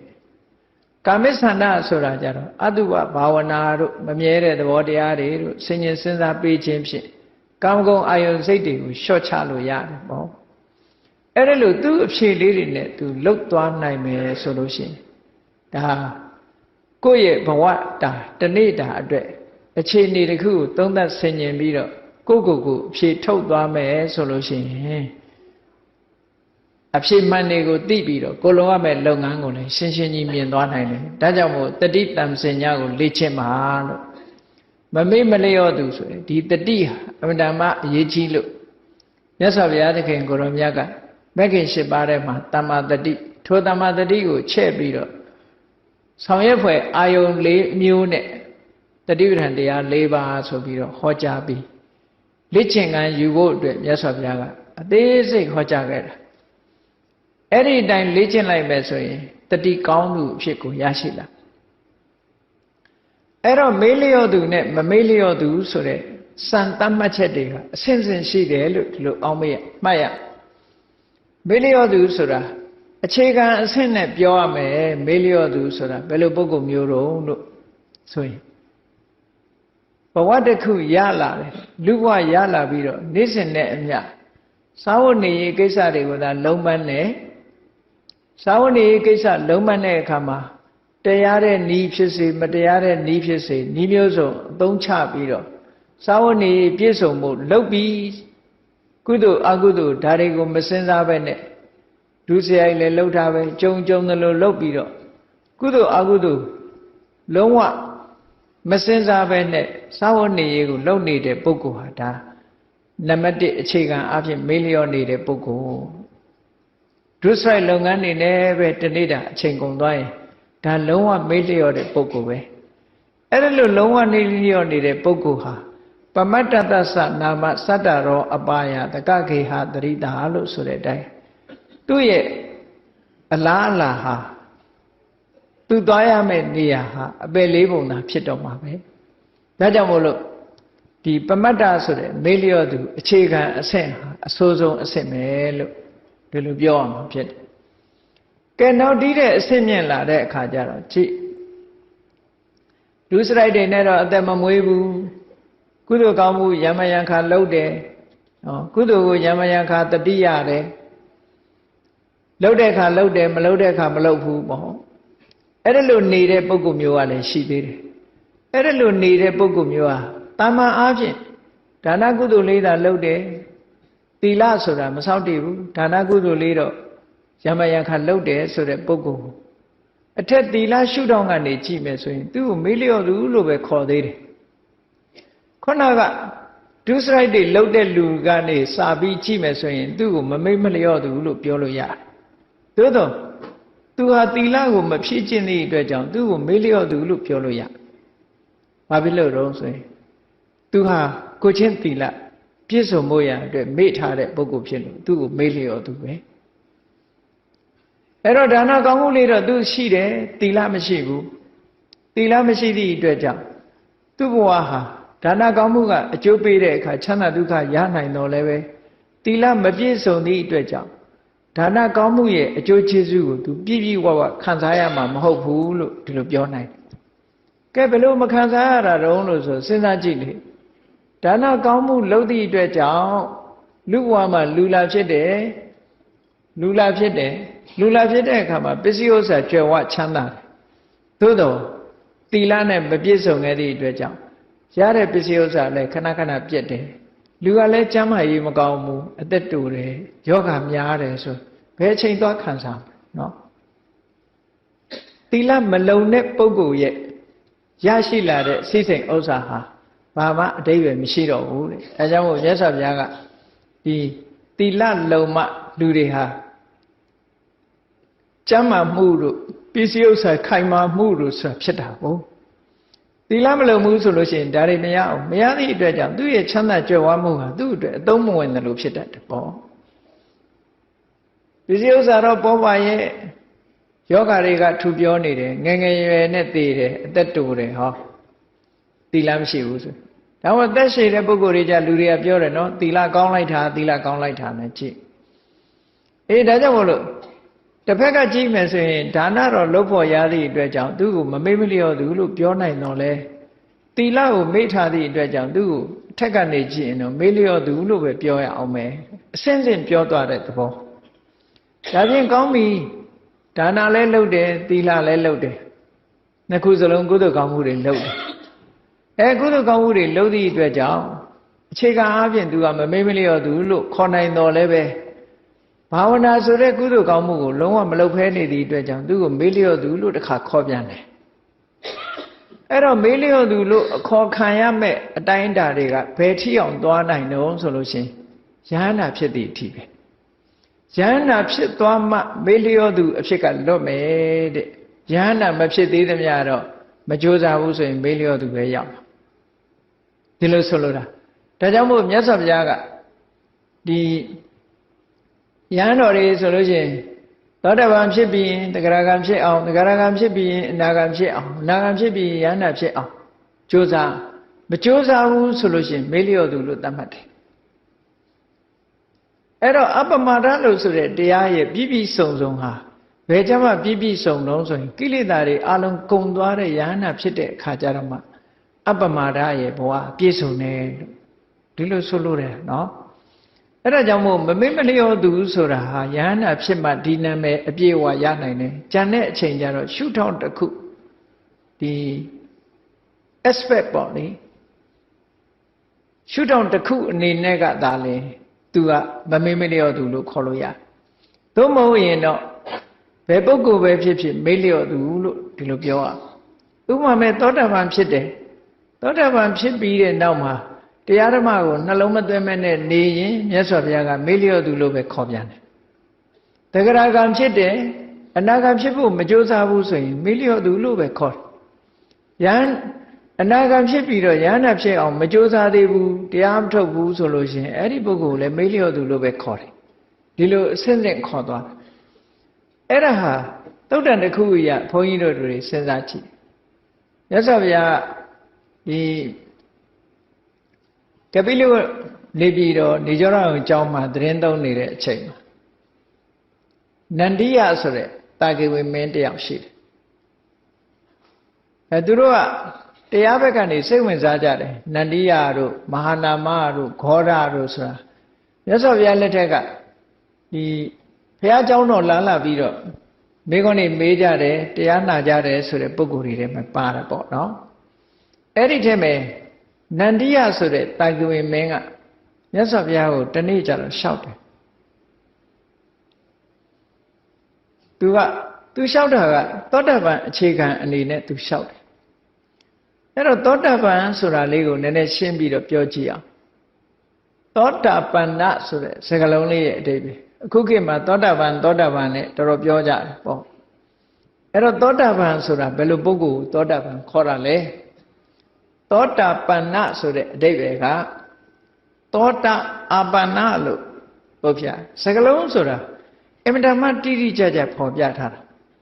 သောတာဆိုတာဘာကိုပြောတာလဲလို့ဆိုရင်မဂ္ဂင်၈ပါးကိုသောတာလို့ပြောတာသောတာဆိုတာဒီနေရာမှာနားကိုပြောတာလည်းမဟုတ်ဘူးသောတာဆိုတဲ့ပါဠိစကားကနားကိုဟောတာရှိတယ်ရေစည်းကြောင်းကိုဟောတာရှိတယ်စကားလုံးကအဓိပ္ပာယ်နှစ်ခုဖော်တယ်ပေါ့နားရဲ့ရေစည်းကြောင်းရဲ့ဒါမို့ဟိုသတင်းကြေညာတဲ့အခါကျတော့နာသောတာဆင်ញပါဆိုတာအဲ့ဒါနာကိုပြောတာနော်သောတာရှင်နေဆိုတာနာကိုပြောတာရေစည်းကြောင်းကိုပြောတဲ့အခါကျတော့လည်းပဲသောတာလို့ပြောတယ်အဲ့တော့ဒီနေရာမှာသောတာဟာရေစည်းကြောင်းကိုရည်ညွှန်းတယ်ရေစည်းကြောင်းဆိုတာတင်စားထားတဲ့စကားတစ်ခုပဲမဂ္ဂင်၈ပါးကိုရေစည်းကြောင်းလို့တင်စားလိုက်တာအဲ့တော့သောတာပန်ဆိုတာသောတာဆိုတဲ့မဂ္ဂင်ရေစည်းကြောင်းတွေကိုပထမဆုံးအနေနဲ့ပဏ္ဏရောက်သွားသူလို့ဒီလိုအဓိပ္ပာယ်ရတယ်အဲ့တော့သောတာပန်လို့ခေါ်တာဟာနိဗ္ဗာန်ရေစည်းကြောင်းနဲ့မဂ္ဂင်၈ပါးတည်းဟူသောနိဗ္ဗာန်လမ်းကြောင်းတွေကိုပထမဆုံးဝင်ရောက်မိသူလို့ဒီလိုအဓိပ္ပာယ်ရတယ်ဒီလိုဆိုလိုတာနော်ဒါမို့အင်္ဂလိပ်လိုပြန်တဲ့အခါကျတော့ Sri Intara လို့ပြန် Sri ဆိုတာရေစည်းကြောင်းပဲတချို့ကတော့ Sri Winna လို့ပြန်တာလည်းရှိတယ်ပါဠိနဲ့ကိုက်အောင်ပြန်မယ်ဆိုရင်Sri Intara ပထမဆုံးနိဗ္ဗာန်လမ်းကြောင်းနဲ့ရောက်သွားတာလမ်းကြောင်းနဲ့ဝင်သွားပြီလိုင်းပေါ်တက်သွားပြီလို့ဒီလိုပြောလို့ရတယ်ဘယ်လိုင်းတုံးဆိုနိဗ္ဗာန်သွားတဲ့လိုင်းနိဗ္ဗာန်သွားတဲ့လိုင်းဆိုတာမဂ္ဂင်၈ပါးအဲ့တော့မဂ္ဂင်၈ပါးဟာဝိပဿနာကျင့်တဲ့အဆင့်နဲ့မကဘူးသူကဝိပဿနာတဲ့အဆင့်မြင့်တဲ့မက္ခလို့ဆိုတဲ့ဒီ unity တစ်ခုပေါ့မဂ္ဂင်၈ပါးနဲ့ဖွဲ့စည်းထားတဲ့စွမ်းအားပြည့်တဲ့သမ္မာဒိဋ္ဌိသမ္မာသင်္ကပ္ပသမ္မာဝါစာသမ္မာကမ္မန္တသမ္မာအာဇီဝသမ္မာဝါယာမသမ္မာတတိသမ္မာသမာဓိဆိုဒီ၈ခုဟာစုစည်းလိုက်တဲ့အခါကျတော့စွမ်းအားတွေပြည့်သွားတယ်အဲ့ဒီစွမ်းအားပြည့်သွားတဲ့ဒီ၈ခုကိုပဲမက္ခလို့ခေါ်လိုက်တာအဲ့ဒီမက္ခဆိုတဲ့လမ်းကြောင်းတွေကိုပထမဆုံးရောက်ရှိလာတဲ့ပုဂ္ဂိုလ်ကိုသောတပန်လို့ဒီလိုပြောတာနော်သောတပန်ဖြစ်တယ်ဆိုတာမဂ္ဂင်၈ပါးလမ်းကြောင်းပေါ်မှာပထမဆုံးဝင်မိသွားတဲ့ပုဂ္ဂိုလ်လို့ဒီလိုဆိုတာဒါဖြင့်အဲ့ဒီသောတပန်ဖြစ်ဖို့အတွက်ကဘာတွေလိုအပ်တုံလို့မေးလို့ရှိရင်သူကအကြောင်းတရား၄မျိုးသောတပန်ဖြစ်ဖို့အကြောင်းတရား၄မျိုးရှိတယ်အကြောင်းတရား၄မျိုးကဘာလဲလို့ဆိုရင်နံပါတ်၁ကတပ္ပုရိတတန်တေဝသူတော်ကောင်းနဲ့ပေါင်းသင်းမှုနောက်တတ္တမတဝနာသူတော်ကောင်းတရားကိုကြားနာမှုဒါအပြင်ဘက်ကအကြောင်း၂ခုနောက်အတွင်းအကြောင်း၂ခုကဘာတော့ဆိုရင်ယောနိသောမနတိကာရမှန်မှန်ကန်ကန်နှလုံးသွင်းဆင်ခြင်တတ်မှုဓမ္မနုဓမ္မပฏิပတ်တိလောကုတ္တရာတရားနဲ့လျော်တဲ့အကျင့်တရားကိုကျင့်ကြံကြိုးကိုအထောက်မှုလို့ဒါကအတွင်းပိုင်းကအကြောင်း၂ခုအလုံးပေါင်းလိုက်တော့အကြောင်း၄ခုရှိတယ်ကြည့်အဲ့ဒီနေရာမှာရှင်သာရိပုတ္တရာသောတာပန်ဖြစ်တာကိုကြည့်ရှင်သာရိပုတ္တရာဟာရှင်အတ္တစီနဲ့တွေ့တာတပ္ပုရိတတန်တေဝရှင်အတ္တစီကယေဓမာဟေတုပ္ပဘဝဆိုတဲ့တရားကိုဟောလိုက်တဲ့အခါတတ္ထမတဝနာဒီနှစ်ခုရှိတယ်သူ့ရဲ့ရှင်သာရိပုတ္တရာရဲ့ပင်ကိုယ်မှာရှိနေတဲ့ယောနိသောမနတိကာရတရားနာနေတဲ့အချိန်မှာ apply လုပ်တာဒါကျင့်တာပဲပေါ့ကျင့်တယ်ဆိုတာဟာအချိန်ကြာကြီးကျင့်ရတာလူတယောက်နဲ့တယောက်ဒါကမတူဘူးเนาะတယောက်နဲ့တယောက်မတူဘူးတရားနာရင်လည်းပဲခန္ဓာကိုအသိဉာဏ်ကရောက်ရှိသွားပြီးတော့နှလုံးသွင်းဆင်ခြင်သွားတဲ့ပုဂ္ဂိုလ်တွေလည်းရှိတယ်အဲ့ဒါကြောင့်မလို့ရှင်သာရိပုတ္တရာတို့ကြတော့ခန္ဓာကိုရှင်အတ္တစီဟောနေတဲ့အချိန်လေးအတွင်းမှာပဲသူကဆင်ញင်လိုက်လို့အသိဉာဏ်တွေပွင့်သွားတာအဲ့ဒီအချိန်လေးဟာဒါကျင့်တဲ့အချိန်လေးပဲအတိုင်းတာတစ်ခုနဲ့တစ်ခုမတူဘူးလေလူတော်မှအပြင်ဘက်ကျင့်ကြတာပဲကြည့်အောင်တချို့ကတစ်လနဲ့တချို့ကတစ်ဖက်နဲ့သောတာပန်ဖြစ်တယ်တချို့ကတစ်လနဲ့မှသောတာပန်ဖြစ်တယ်တချို့ကတစ်နှစ်နဲ့မှဖြစ်တယ်ဟောတဦးနဲ့တူတာဟောတချို့ကတရားနာရင်လေးနဲ့ဖြစ်သွားတယ်ဒီလိုမတူတာဟာတယောက်နဲ့တယောက် qualification မတူတာပေါ့အရေးချင်းချင်းမတူတာအဲ့တော့ဘယ်ကိစ္စမှာပဲဖြစ်ဖြစ်လူဟာတဦးနဲ့တူရည်ချင်းချင်းဆိုတာတူတာမှမဟုတ်တာအေးကောင်းပြီအဲ့ဒီမှာအခုအကြောင်းတရား၄မျိုးပြည့်စုံပြီဆိုလို့ရှိရင်အဲ့ဒီပုဂ္ဂိုလ်ဟာသောတာပန်နလို့ခေါ်တဲ့ဒီနိဗ္ဗာန်လမ်းကြောင်းထဲကိုရောက်ရှိသွားပြီပထမဆုံးရောက်ရှိအဲ့ဒီလိုရောက်ရှိသွားလိုက်တဲ့အချိန်မှာသူဟာဒိဋ္ဌိလို့ဆိုတဲ့မှားယွင်းနေတဲ့အမြင်တစ်ခုဟာလည်းပျောက်ကင်းသွားတယ်ဝိသိကိစ္စဟာဆိုတဲ့တရားဓမ္မအကျင့်တရားနဲ့ပတ်သက်ပြီးတော့လေတန်တရားကင်းစင်သွားတယ်ဒီနှစ်ခုဟာသူ့အဖို့မှာလုံးဝလွတ်ကင်းသွားတယ်ဆိုလိုတာကတရားနဲ့ပတ်သက်လာလို့ရှိရင်သူ့မှာတန်တရားဆိုတာလုံးဝမရှိဘူးဖရာတရားတန်ခါနဲ့ပတ်သက်လာရင်တန်တရားဆိုတာလုံးဝမရှိတော့ဘူးမှားယွင်းတဲ့အမြင်ဟာလည်းသူ့မှာလုံးဝမရှိတော့ဒါရင်လာလို့ဆိုမကဘူးသူ့မှာအပေချလောက်တဲ့လောဘဆိုတာလည်းမရှိတော့ဘူးအပေချလောက်တဲ့ဒေါသလည်းသူ့မှာမရှိတော့ဒေါသရှိသေးတော့လည်းအပေချလောက်အောင်မပြင်းထန်တော့ဘူးလို့ဆိုလို့တယ်ကြံတဲ့ကိလေသာတွေဟာလည်းအများကြီးလျော့ပါသွားပြီစိတ်ကောင်းနှလုံးကောင်းတွေအများကြီးဝင်သွားပြီသောတာပန်ဖြစ်သွားတယ်ဒီလိုဆိုလို့တယ်သောတာပန်ပုဂ္ဂိုလ်မှာဒီမာနရှိပေမဲ့လို့စော်ကားတဲ့မာနမျိုးသူ့မှာမရှိတော့ပြီးတော့အိဋ္ဌမစ္စရိယဆိုတာသူ့တဏ္ဍာမှာမရှိတော့ဘာလို့လဲဆိုရင်တရားဓမ္မနဲ့ပတ်သက်ပြီးသူ့မှာမစ္စရိယဆိုတာမရှိဘူးသောတာပန်ဖြစ်သွားတဲ့ပုဂ္ဂိုလ်ရဲ့စိတ်ဓာတ်မှာဘလို့အတွေးတွေဝင်နှုံးလို့ဆိုလို့ရှိရင်ငါရတဲ့ငါသိတဲ့တရားမျိုးတလောကလုံးရှိတဲ့ပုဂ္ဂိုလ်တွေသိကြပါစေဆိုစိတ်ရှိတယ်ဒါသူ့ရဲ့ဆန္ဒဖြစ်တာနော်သောတာပန်ဖြစ်သွားရင်အဲ့ဒီဆန္ဒအရင်ဖြစ်တယ်ငါသိတဲ့တရားဓုတရားမြတ်တွေတရားဝါတွေအားလုံးသိကြပါစေဆိုပြီးတော့ ဒီစိတ်ဆန္ဒဖြစ်တယ်တဲ့သူသိတဲ့တရားကိုသူများပြောဖို့ရကြတော့ရွှေအိုးကိုသူများပြဖို့ရဝန်လေးတယ်လို့ဝန်လေးတယ်တဲ့ဒါသောတာပန်ပုဂ္ဂိုလ်ရဲ့အခြေအနေနှစ်ခုစာပေကျမ်းဂန်မှာဒီလိုရေးထားအဲ့တော့သောတာပန်ဒီသောတာပန်လို့လျှောက်ပြောနေရင်တော့ဒါတကယ်မရသေးတဲ့ပုဂ္ဂိုလ်ပဲဖြစ်နိုင်တာပေါ့နော်ရွှေအိုးမစစ်ရင်တော့ပြလို့ရတာပဲပေါ့ဘယ်သူမှမယူဘူးလေ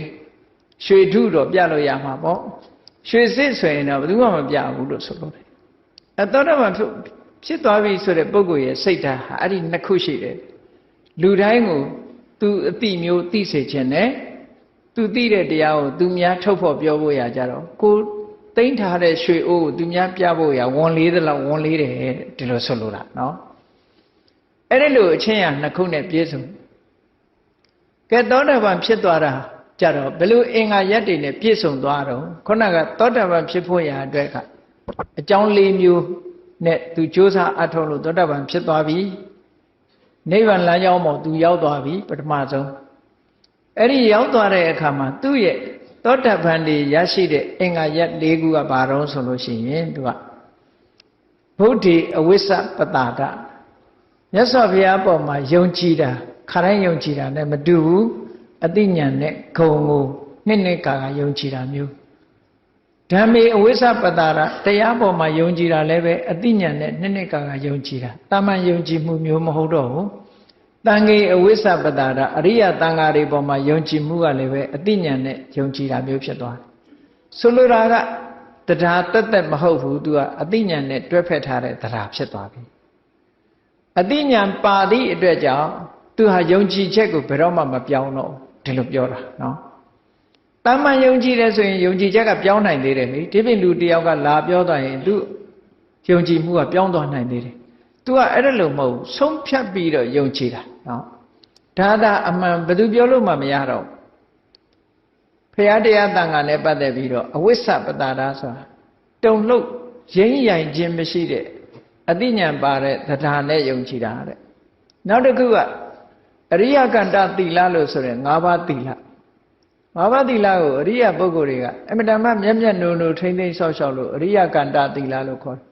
ဘယ်လောက်ထိအောင်မျက်နှိုးတုံဆိုရင်သိသည်ဖြစ်စေမသိသည်ဖြစ်စေအဲ့ဒီ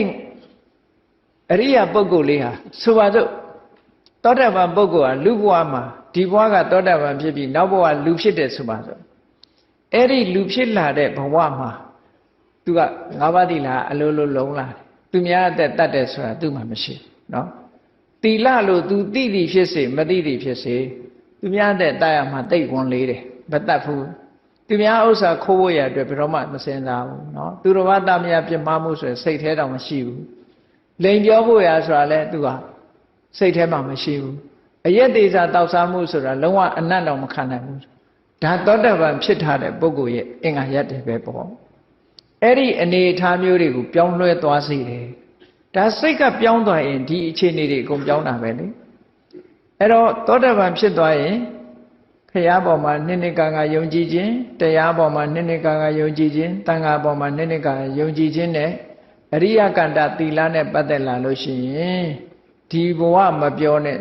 ဘယ်ဘဝမှမချိုးဖောက်တော့ဘူးတဲ့သိသည်ဖြစ်စေမသိသည်ဖြစ်စေသူကအဲ့ဒါလောက်ထိအောင်မြဲသွားပြီလို့ဒီလိုပြောတယ်အဲ့ဒီ၄ချက်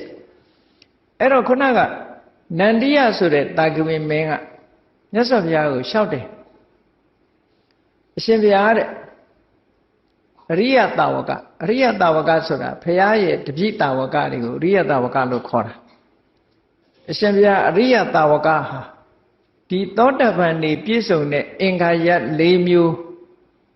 လုံးဝမရှိဘူးဆိုတဲ့အရိယတာဝကကိုမိမိလျော်လျော်နေတဲ့အရိယတာဝကလို့ပြောရမလားတဲ့မြတ်စွာဘုရားကသူလျှောက်တာသူလျှောက်ပုံကနော်သောတာပန်ရဲ့အင်္ဂါ၄မျိုးနဲ့သောတာပန်အင်္ဂါ၄မျိုးတစ်ခုမှမရှိတဲ့အရိယတာဝကဆိုလိုတာကဘုရားတပည့်ဖြစ်ပေမဲ့လို့ဒီအင်္ဂါဘုရားကိုနှစ်ကာကြည်ညိုခြင်းတရားကိုနှစ်ကာယုံကြည်ခြင်းတန်ခါကိုနှစ်ကာယုံကြည်ခြင်းနဲ့၅ပါးသီလကိုမျက်နှိုးခြင်းဆိုတဲ့ဒီသီလနဲ့ပြည့်စုံခြင်းဆိုတဲ့ဒီအင်္ဂါ၄မျိုးတစ်ခုမှမပြည့်ပဲနဲ့နေတဲ့ပုဂ္ဂိုလ်ကိုဒါ အဲ့ဒီတခုမှမရှိတဲ့ပုဂ္ဂိုလ်ကိုမေ့လျော့တဲ့ပုဂ္ဂိုလ်လို့ခေါ်ရမှာလားလို့မြတ်စွာဘုရားကိုလျှောက်တယ်အဲ့လိုလျှောက်တော့မြတ်စွာဘုရားကဘယ်လိုဖြေတော့ဆိုရင်အဲ့ဒီ၄မျိုးနဲ့လုံးဝမပြည့်စုံတဲ့ပုဂ္ဂိုလ်ဟာအရိယာစရင်မဝင်တဲ့ပုထုဇဉ်မျှတာဖြစ်တယ်ဆိုပြီးတော့အဲ့ဒီပုထုဇဉ်ရဲ့မေ့လျော့မှုကိုမြတ်စွာဘုရားကမပြောဘူးအဲ့ဒါကပုထုဇဉ်မျှတာဖြစ်တယ်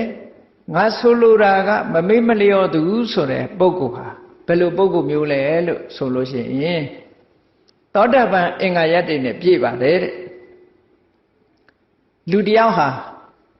သောတာပန်အင်္ဂါရပ်၄မျိုးနဲ့ပြည့်စုံတယ်ဖျားကိုလည်းနှစ်နှစ်ကာကာကြီးညိုတယ်တရားကိုလည်းနှစ်နှစ်ကာကာကြီးညိုတယ်တန်ခါကိုလည်းနှစ်နှစ်ကာကာကြီးညိုတယ်အရိယကန္တသီလနဲ့လည်းပြည့်စုံတယ်သို့တော့သူဟာဖျားကိုကြီးညိုခြင်းဆိုတာလေးနဲ့တင်ခြေနှက်နေပြီးတော့တနေ့တာမှလည်းကမ္မထဘာဝနာနှလုံးသွင်းခြင်းမရှိဘူးတဲ့ညအခါမှလည်းပဲနှလုံးသွင်းခြင်းမရှိဘူးဆိုရင်အဲ့ဒီပုဂ္ဂိုလ်ကမေ့လျော့သူလို့ပြောတာနော်ဆိုလိုတာကသောတာပန်ဖြစ်ပြီးရင်လည်းပဲတရားနှလုံးသွင်းရမယ်လို့ပြောတာမြတ်စွာဘုရားတချို့ကသောတာပန်ဖြစ်ပြီးရင်ဘာမှလုပ်စရာမလိုဘူးလို့ထင်ကောင်းထင်တယ်အဲ့ဒါကြောင့်မလို့ရှင်သာရိပုတ္တရာကတခါတော့ကရှင်ကုဋ္ဌိကရဲ့အမေးကိုဖြေတာထမရှင်သာရိပုတ္တရာကအမေးတစ်ခုဖြေတဲ့အခါမှာဟိုကမေးတယ်အရှင်ဘုရားတဲ့ပုရုဇဉ်ပုဂ္ဂိုလ်တုတ္တရှိတဲ့ပုရုဇဉ်ပုဂ္ဂိုလ်သို့မဟုတ်သီလရှိတဲ့ပုရုဇဉ်ပုဂ္ဂိုလ်ဟာဘာလို့ဟာအနိစ္စဒုက္ခအနတ္တလို့နှလုံးသွင်းရမယ်တဲ့ဒါဖြင့်သောတာပန်ဖြစ်ရင်ရောဘာလို့အနိစ္စဒုက္ခအနတ္တနှလုံးသွင်းရမှာပဲတဲ့သက္ကရာကံဖြစ်ရင်ရောဆိုသက္ကရာကံဖြစ်လည်းအနိစ္စဒုက္ခအနတ္တနှလုံးသွင်းရမှာပဲတဲ့အနာဂံဖြစ်ရင်ရောအနာဂံဖြစ်ရင်လည်းအနိစ္စဒုက္ခအနတ္တနှလုံးသွင်းရမယ်ယဟနာဖြစ်ရင်ရောယဟနာဖြစ်ရင်လည်းအနိစ္စဒုက္ခအနတ္တနှလုံးသွင်းရမယ်လို့ဒီလိုဖြေခဲ့တာရှိတယ်အဲ့ဒီတော့မေးတဲ့ကိုတော့အရှင်ဘုရားယဟနာဆိုတာဘာမှလုပ်เสียမလိုတော့ဘူးမဟုတ်လားလို့ဆိုတော့အေးတဲ့ယဟနာပုဂ္ဂိုလ်လည်းအနိစ္စဒုက္ခအနတ္တဆိုတာနှလုံးသွင်းဆင်ញင်မှုမပြုဘူးဆိုလို့ရှိရင်သင်္ခါရတရားတွေနဲ့သူစိတ်ဟာငြိမ်းချမ်းမှုမရနိုင်ဘူးတဲ့ဒီလိုဆိုလိုတာเนาะအဲ့တော့သောတာပန်ပုဂ္ဂိုလ်ဖြစ်ပါပြီတဲ့ဆိုပါစို့သောတာပန်ပုဂ္ဂိုလ်ဖြစ်ပြီးတော့ဗုဒ္ဓေအဝိဇ္ဇပတာရလို့ဆိုတဲ့မြတ်စွာဘုရားပေါ်မှာကြည်ညိုမှုတရားတရားလေးနဲ့ကျင့်납ပြီးတော့နေတယ်တဲ့အဲ့ဒီလိုကျင့်납ပြီးတော့နေပြီးတော့ရှေ့ဆက်ပြီးတော့တရားမထုတ်ဘူးတဲ့နေ့အခါမှာဆိုလို့ရှိရင်လေကာမဂုဏ်အာယုန်တွေကလွတ်လပ်တဲ့တမာတိစွမ်းအားမျိုးသူမလုပ်ဘူးတဲ့နော်ညအခါမှာဆိုလဲဝိပဿနာကျင့်စဉ်နဲ့ဒီအာယုန်တွေကသိမ့်ချုပ်ပြီးတော့အာယုန်တစ်ခုတည်းပေါ်မှာနေတဲ့ဘာဝနာကျင့်စဉ်တစ်ခုကိုမကျင့်ဆိုလိုတာကရီသောတာပန်တော့ဖြစ်တယ်သောတာပန်အင်္ဂါတွေနဲ့ပြည့်စုံတယ်အဲ့ဒါလေးနဲ့တင်ခြေနှက်ပြီးတော့နေ့လေသမထလုပ်ငန်းမလုပ်ဘူးညလည်းဝိပဿနာလုပ်ငန်းမလုပ်ဘူးဆိုလို့ရှိရင်တဲ့ဘာဖြစ်လဲလို့ဆိုလို့ရှိရင်အဲ့ဒါလို့မိမိလျော့ရော့ဒီသမထကျင့်စဉ်ဝိပဿနာကျင့်စဉ်မှာမကျင့်ဘူးဆိုရင်ဘာဖြစ်လဲလို့ဆိုရင်ပါမောဇ္ဇဆိုတဲ့တရားနဲ့ပတ်သက်တဲ့ဝမ်းမြောက်မှုသူမှမဖြစ်ဘူးတဲ့ဟောဒါကကျင့်မှဖြစ်တာတမာတိဆိုတာဝင်စားမှဖြစ်တယ်သောတာပန်ဖြစ်သွားပြီမဲ့လို့နိဗ္ဗာန်ကိုအမြဲတမ်းကြီးမြင်နေတာမှမဟုတ်တာဟောယဟနာဖြစ်သွားရင်လည်းနိဗ္ဗာန်ကိုအမြဲတမ်းမြင်နေတာမဟုတ်ဘူးတာမန်ပဲယဟနာလည်းမျက်စိရှိတော့မြင်စရာတွေမြင်နေမှာပဲပေါ့အဲ့တော့ပါမောဇ္ဇဖြစ်ဖို့ဆိုတာကြတော့ဒီအကျင့်ကိုကျင့်ရဝန္တာမှုဆိုတာသူ့မှာမဖြစ်လာဘူးတဲ့ဝန္တာမှုမှမဖြစ်ဘူးဆိုရင်ပီတိဆိုတာသူ့အောင်ဖြစ်ဘူးတဲ့ပီတိမှမဖြစ်ဘူးဆိုလို့ရှိရင်ကိုယ်စိတ်ငြိမ်းချမ်းမှုပတ္တတိသူ့မှာမဖြစ်ဘူးတဲ့ပတ္တတိမဖြစ်ဘူးဆိုရင်သူဟာဒုက္ခနဲ့နေရတာပဲတဲ့ပတ္တတိဆိုတဲ့ငြိမ်းချမ်းမှုမရှိဘူးဆိုရင်သူ့ကိုယ်အနေထားဟာဆင်းရဲတဲ့အနေထားတစ်ခုပဲတဲ့အဲ့ဒီဆင်းရဲနေတတ်တဲ့ပုဂ္ဂိုလ်ဟာနော်တမာတိမရှိတော့ဘူးတဲ့တမာတိမရတမာတိမရလို့ရှိရင်တရားဓမ္မတွေသူ့တဏ္ဍာမှာမပေါ်လာတော့ဘူးဒီလိုဆိုလိုတာနော်ဆိုပါစို့သောတာပန်ဖြစ်တယ်သောတာပန်ဖြစ်တာမန်ကိစ္စတွေပဲရှောက်လုံးနေမယ်တာမန်ကိစ္စတွေရှောက်လုံးနေရင်တာမန်လူတွေနဲ့စကားပြောတာမန်လူတွေနဲ့နေဟုတ်လားတာမန်အာယုန်နေနဲ့ပဲဒီတိုင်းနေမယ်ဆိုလို့ရှိရင်ပါမောဇ္ဇဆိုတာမလာဘူးပီတိဆိုတာမလာဘူးပတ္တတိဆိုတာမလာဘူးပတ္တတိမလာသည့်အတွက်ကြောင့်ဒုက္ခမလာဘူးဒုက္ခမလာသည့်အတွက်ကြောင့်တမာရိမလာဘူးတမာရိမလာသည့်အတွက်ကြောင့် နိဗ္ဗာန်ဆိုတဲ့တရားသူ့တဏ္ဍာမှာပေါ်မလာဘူးလို့ဒီလိုပြောတာနော်အဲ့ဒါလို့နိဗ္ဗာန်ဆိုတဲ့တရားမှာသူစိတ်ပေါ်မလာဘူးဆိုရင်သူ့ကိုမေ့လျော့သူလို့ပြောရမယ်တဲ့ဒီလိုဟောတာအဲ့ဒါကြောင့်မလို့တစ်ခါလာပြီးတော့ရှောက်ကြတယ်တချို့တွေကမာကြီးတွေကသောတပန်ဖြစ်နေတယ်လို့သူတို့ကိုယ့်ကိုယ်လည်းအထင်ရောက်ပုံရပါတယ်အဲ့တော့သောတပန်ဖြစ်နေလို့ဖြစ်နေတယ်ဆိုတဲ့အထင်နဲ့သူတို့ကဘာပြောလဲလို့ဆိုရင်အဲ့တော့သောတပန်ဖြစ်နေပြီဆိုရင်ဘာမှလုပ်เสียမလိုတော့တဲ့အနေအထားမျိုးတွေပြောကြတာပေါ့မဟုတ်ဘူးအကြံပေးရတယ်အဲ့တော့ကိုယ့်ကိုယ်သောတပန်ဖြစ်တာမဖြစ်တာနေထားသောတပန်ဖြစ်တယ်ဆိုတဲ့ပုဂ္ဂိုလ်တယောက်ဟာကိုယ့်ကိုသိသလားမသိဘူးလားလို့ဆိုသိတယ်ဘယ်လိုသိတာတော့ဆိုရင်သူ့စိတ်ထဲမှာဖြစ်တဲ့သူမက်ကိုဆင်ញင်နိုင်တယ်ဖို့ကိုဆင်ញင်နိုင်တယ်နိဗ္ဗာန်ကိုသူဆင်ញင်နိုင်တယ်သို့တော့ဘယ်ကိလေသာကိုပယ်တယ်ဘယ်ကိလေသာတွေမပယ်သေးဘူးဆိုတာတော့ဘောဓုတမရှိရင်မသိနိုင်ဘူးပေါ့အဲ့ဒါတော့ဒီလိုစာပေကျမ်းကမှလည်းဆိုထားတယ်ဆိုထားတော့အဲ့တော့သောတာပန်ဖြစ်တာမဖြစ်တာအတားထားကိုယ့်ဘာကိုလုံးဝမဲ့အလုပ်ကိုနေ့စဉ်လုပ်နေဖို့လိုအပ်တယ်လို့ဒီလိုပဲအချံပေးရကိုလုံးဝမဲ့အလုပ်ကိုလုပ်တရားဆိုတာနေ့စဉ်နဲ့အမျှရှုမှတ်နေဖို့လိုအပ်တယ်ပေါ့အခုဒီသုတ္တံမှာကြည့်မြတ်စွာဘုရားသောတာပန်ဖြစ်ပြီးတမာတိလေးရပြီဆိုတာလေးနဲ့ခြေနှက်မနေနဲ့တဲ့ခြေနှက်မနေပဲနဲ့လှုပ်တဲ့လှုပ်ထိုက်တာကိုပုံမှန်ကြိုးစားပြီးတော့သမထကျင့်စဉ်ဝိပဿနာကျင့်စဉ်သမထဆိုတာလည်းကျင့်ရတာပဲဝိပဿနာဆိုတာလည်းကျင့်ရတာတချို့ကသမထဆိုတာကိုကြောက်စရာလို့ထင်တဲ့ပုဂ္ဂိုလ်ဟာရှိသေးတယ်မဟုတ်ဘူးသမထဆိုတာလည်းကျင့်ရတယ်သမထကျင့်ပြီးတော့ဝိပဿနာပဲကုတာဘုရားရှင်သာရိပုတ္တရာတို့ရှင်မမောဂလန်တို့ဘုရားယဟန္တာတွေဟာဇန်နေဝင်စားနေတယ်ဆိုတာသမထစွမ်းအားနဲ့သွားတာလေသမထကျင့်ပြီးတော့သမထစွမ်းအားနဲ့ဒိဋ္ဌဓမ္မဒုက္ခဝိဟာရချမ်းသာဒုက္ခခံစားကြတာအဲ့ဒါလို့မှမနေဘူးဆိုလို့ရှိရင်ကာမဂုဏ်အာယုန်တွေကတမ္မာအာယုန်တွေနဲ့စိတ်ဟာလောဘမဖြစ်ပေမဲ့ဒေါသမဖြစ်ပေမဲ့မောဟဆိုတဲ့ကိလေသာတွေမဖြစ်ပေမဲ့တမ္မာအာယုန်တွေထဲမှာနေတဲ့စိတ်ဟာငြိမ်းချမ်းတဲ့စိတ်မဖြစ်နိုင်ဘူးတဲ့ဒါကြောင့်မို့လို့မြတ်စွာဘုရားကဒီသုတ္တံမှာဒီသောတပန်ဖြစ်ခဲ့အောင်တော့ဆိုလိုတာကသောတပန်ဖြစ်အောင်မြတ်စွာဘုရားပေါ်မှာနှစ်ကာယုံကြည်မှုတရားပေါ်မှာနှစ်ကာယုံကြည်မှုသံဃာပေါ်မှာနှစ်ကာယုံကြည်မှုအရိယာသူတော်စင်တွေမျက်မျက်နှုံနှုံစောင့်တဲ့၅ပါးသီလနဲ့ပြည့်စုံမှုဆိုတာဒါလေးနဲ့တည်းကျင့်납ပြီးတော့သမထဝိပဿနာဘာဝနာလုပ်ငန်းတွေကိုနေ့ညမကျင့်မဲနေပြီဆိုလို့ရှိရင်တဲ့ဘာဖြစ်လဲအဲ့ဒီပုဂ္ဂိုလ်မှာပါမောဇ္ဇမဖြစ်ဘူးတဲ့ပါမောဇ္ဇမဖြစ်သည့်အတွက်ကြောင့်ပီတိဆိုတဲ့နှစ်သက်မှုမဖြစ်ဘူးပီတိမဖြစ်သည့်အတွက်ကြောင့်ဒုက္ခဆိုတာမဖြစ်ဘူးပီတိမဖြစ်သည့်အတွက်ကြောင့်ပတ္တတိဆိုတဲ့ငြိမ်းချမ်းမှုမဖြစ်ဘူးပတ္တတိငြိမ်းချမ်းမှုမဖြစ်သည့်အတွက်ကြောင့်သူ့ရဲ့အနေအထိုင်ဟာဆင်းရဲတဲ့အနေအထိုင်တစ်ခုဖြစ်တယ်ဆင်းရဲနေသည့်အတွက်ကြောင့်စိတ်ဟာတမာတိမရဘူးတမာတိမရသည့်အတွက်ကြောင့်မြတ်စွာဘုရားဟောကြားတဲ့တကယ်ကိုမွန်မြတ်လာတဲ့ဘောဓိပက္ခိယတရားတွေသူ့တဏ္ဍာမှာထင်ပေါ်လာခြင်းမရှိဘူးတဲ့အဲ့ဒါလို့တရားဓမ္မတွေသူ့တဏ္ဍာသူ့ဉာဏ်ထဲမှာထင်မလာခြင်းသာဟာမေ့လျော့တဲ့ပုဂ္ဂိုလ်ဖြစ်လို့ထင်မလာတာဖြစ်တယ်လို့မြတ်စွာဘုရားဒီလိုဟောတယ်အဲ့ဒါကြောင့်မလို့ဘုန်းကြီးတို့တွေဟာမေ့လျော့သူဆိုတဲ့နေရာမှာအဆင့်ဆင့်မှတ်သားကြရမှာဖြစ်တယ်တကယ်ကိုအခြေခံကမေ့လျော့သူဆိုတဲ့ပုဂ္ဂိုလ်ကြတော့အပင်ငရဲမှာ